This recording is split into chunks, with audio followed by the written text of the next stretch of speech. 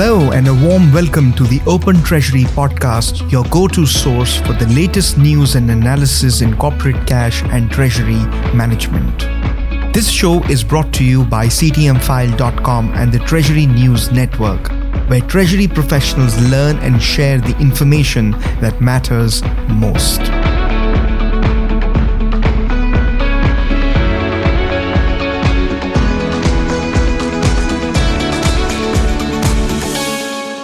I am your host Pushpendra Mehta, Executive Writer at CTMfile.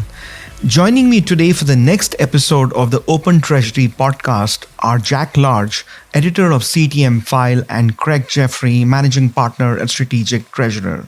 It's time to get some deeper insights from you on our themes for today, namely authorized push payment or APP fraud, incoming payments fraud, strategic treasury and cash forecasting, ESG, and finally, digital payments. You can read these articles and also research content more deeply by visiting CTMfile.com or by following the links in our show notes. Our first theme for today is about fraud. That includes authorized push payment or APP fraud and incoming payments fraud. Bottomline, a leading financial technology provider for banks and businesses around the globe, has announced a new line of fraud defense for companies.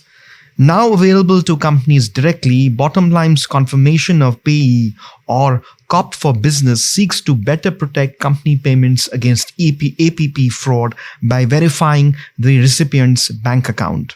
APP fraud losses reported by UK Finance stood at £583 million for 2021 and £249 million for the first half of 2022.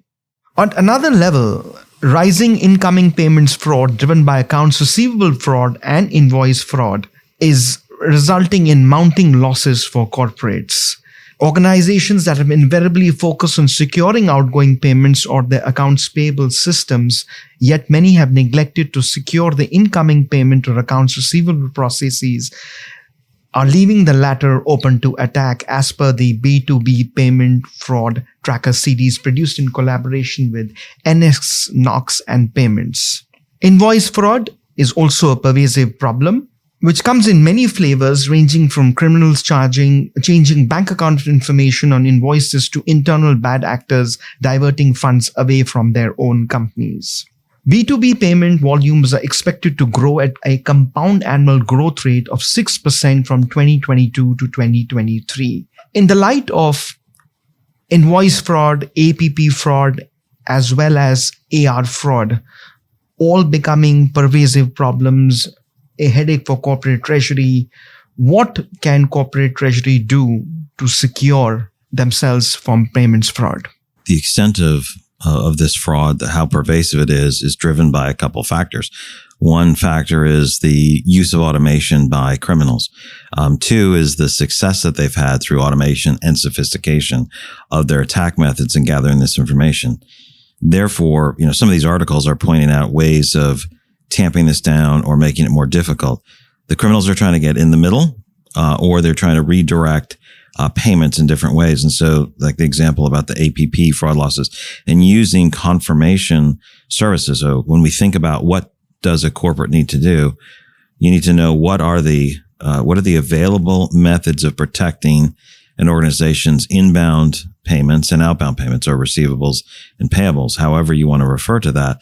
How do you protect those? Some of those are like confirmation. How do we validate information? How do we confirm information? And that can be done either directly by the company. It can be using and leveraging a network like Bottomline here, where this confirmation service is available. So what's available and what are you using? And why aren't you using some of these newer methods of additional validation? So the default is to have a full inventory of what can be done.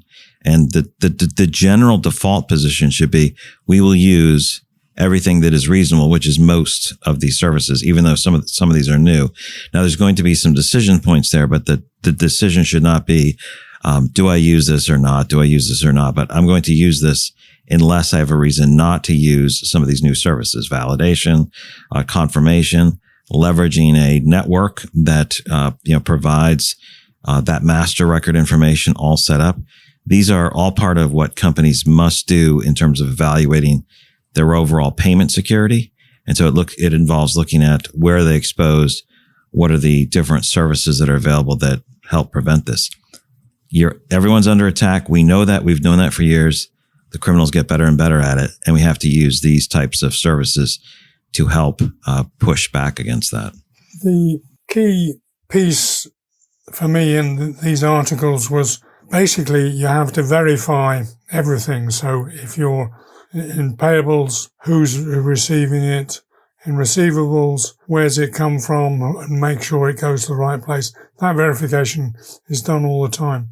Speed of getting involved in what's happening is becoming key, and authentication of all parts of the process are definitely required. The thing that dominates this is actually getting fraud prevention as a way of life throughout the organization. It isn't just the payables and receivables departments, it's the whole company ethos or business ethos of fraud control, and that needs to be incorporated throughout the behavior and procedures that the company adopts worldwide. A single phone call can cost a fortune.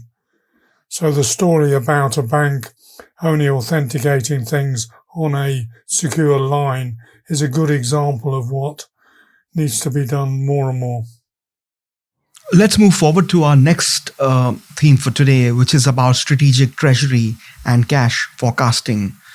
Treasury is playing a greater role in stewarding a variety of business operations, many of which might not have been considered core treasury functions in the past.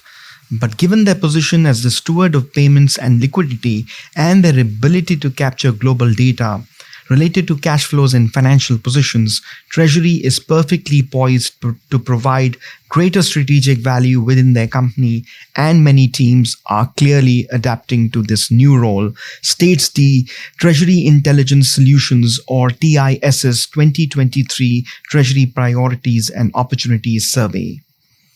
Given that Treasury's strategic influence is growing, Craig, do you think that in 2023, Treasury groups will heavily focus on refining and improving their cash management and forecasting tools that includes adopting enhanced software to achieve greater forecasting accuracy and automation?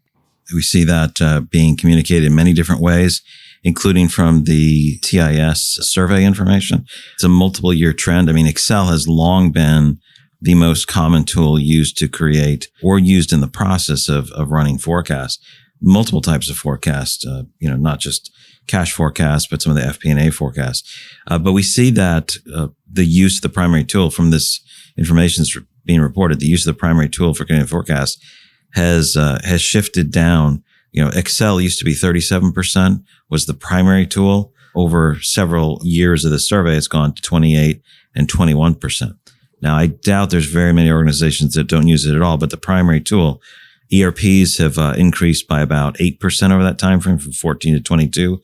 Treasury management systems are now standing at 47% as the primary tool. And then specialized cash forecasting, automation solutions, non-TMS, have moved up to 9%. So all of them are growing except Excel. Excel is declining. And this is growing for a number of factors. One is the capabilities that they have. The other way to answer part of your question is people are spending a significant amount of time on forecasting. They would spend more time. There's more expectations there. They need to run more models. All of that means we don't have time. We need to do more. And the only way we're going to do that is if we adopt more technology. And companies are spending more on that. They may not know where to go for that as readily as you might think, but they're spending more time and more money on that. And this is a multiple year trend. So yes, I think that's a resounding yes to your initial question. For me, the most surprising thing was what technology used, that the specialist forecasting systems are only 9% of the solutions, yet treasurers are talking about them becoming more strategic and they have a more increasing role inside the company.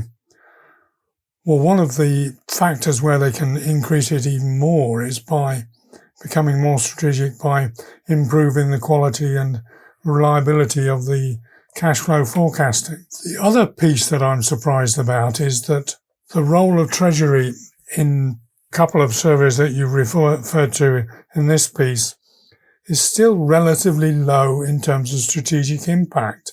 Only 25% of the respondents in one survey they had a strategic role with the CFO. That's incredibly low. Treasury needs to get into the forefront of the business development because they're the people that control the payments and the liquidity. They know what's really going on. Somehow they've got to change their role.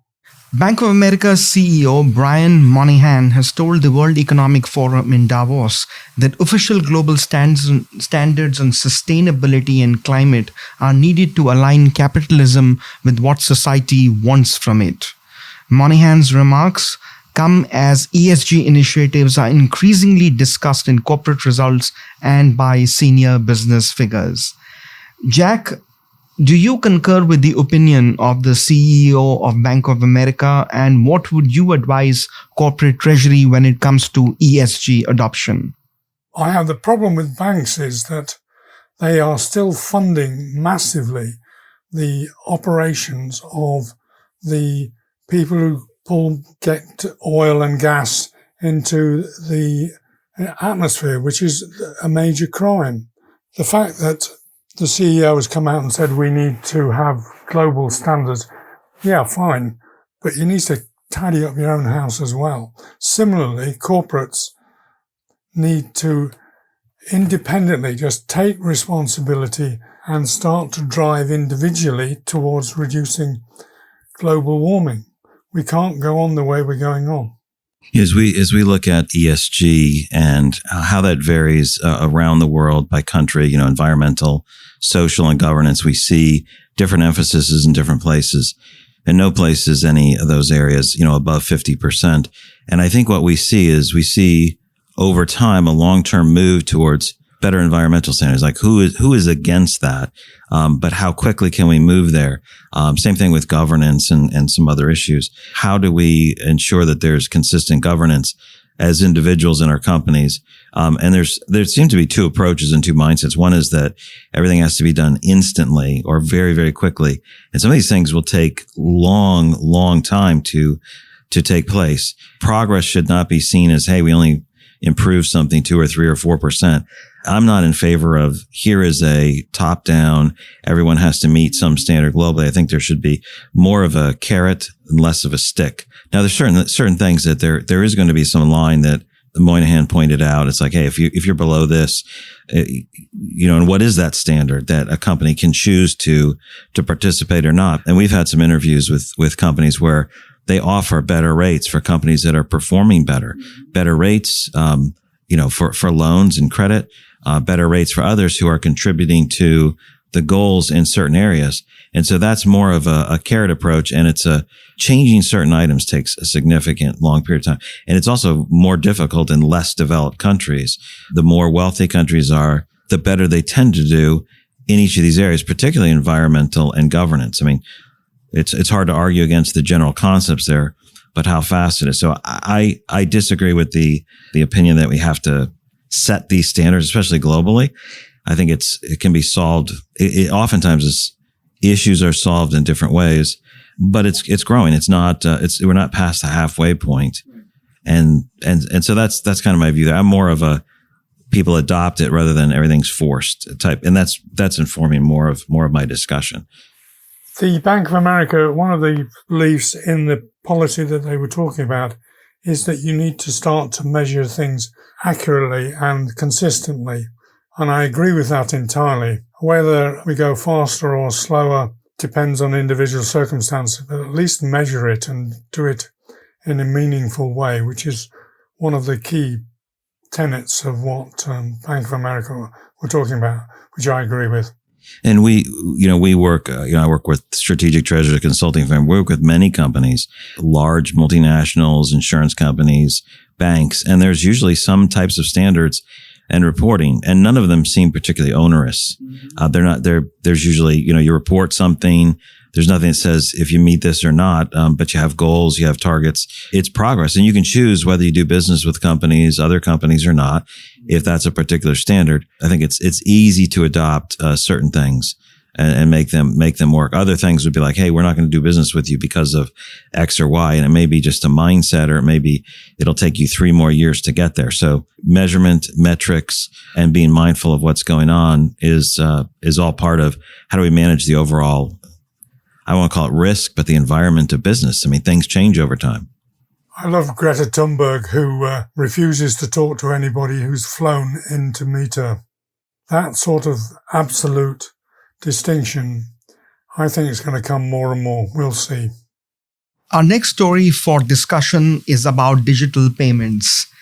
At the World Economic Forum, a Universal Digital Payments Network, or UDPN, for stablecoins and central bank digital currencies was unveiled, aiming to offer interoperability between these digital currencies. The UDPN offering aims to minimize the cost of digital payments while accelerating the adoption of digital currency by banks and businesses of various sizes. Multiple global banks are reported to have signed up to participate in the case proof of concepts this month to show how the UDPN will integrate digital currencies into daily businesses, banking, and payments. Jack, what are your thoughts or your first thoughts about UDPN? This truly is a revolution. It affects not only digital currencies, but it actually starts to undermine or change the role of SWIFT, of the payment card networks, the local networks. This is very, very important. Interestingly, the number of banks was impressive, like Deutsche, HSBC, Standard Chartered, and a couple of other banks. But what stood out for me was how some of the other major players are not in that list. They are still grappling with how they're going to manage this. That's the first question. From a corporate treasury point of view, how are you going to manage this? And how are you going to incorporate it in your accounting, your processes, your fraud control?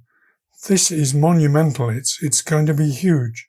Jack, your last point about from a corporate treasury perspective, how are you going to manage all this?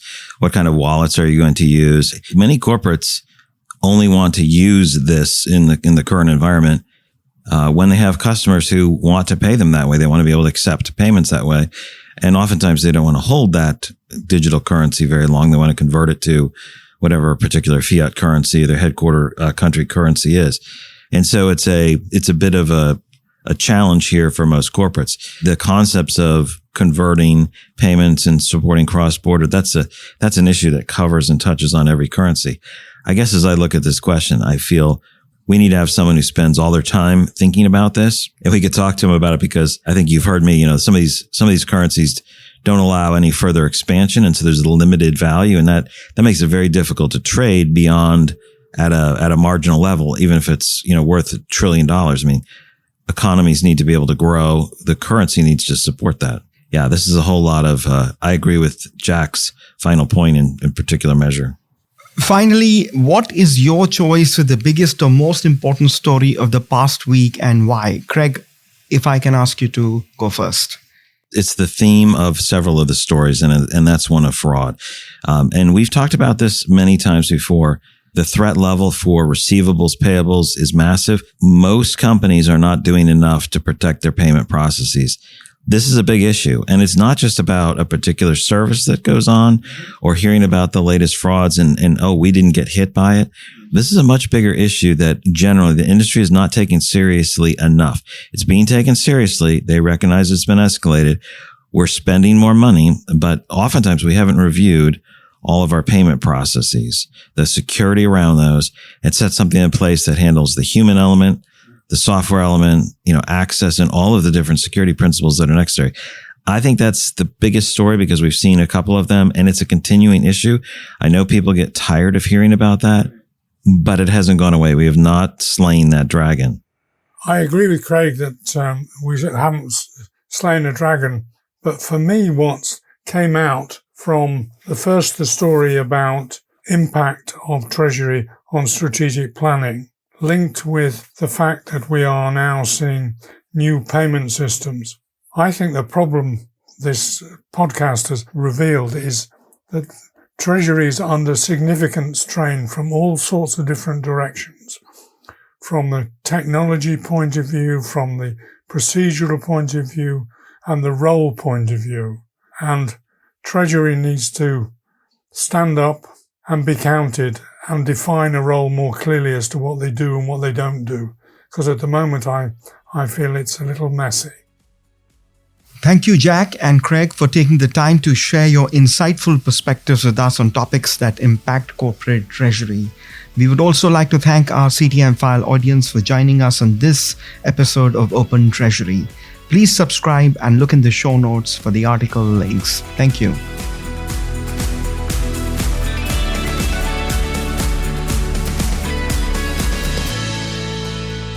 This podcast is provided for information purposes only, and statements made by CTMfile or guests on this podcast are not intended as legal, business, or consulting advice.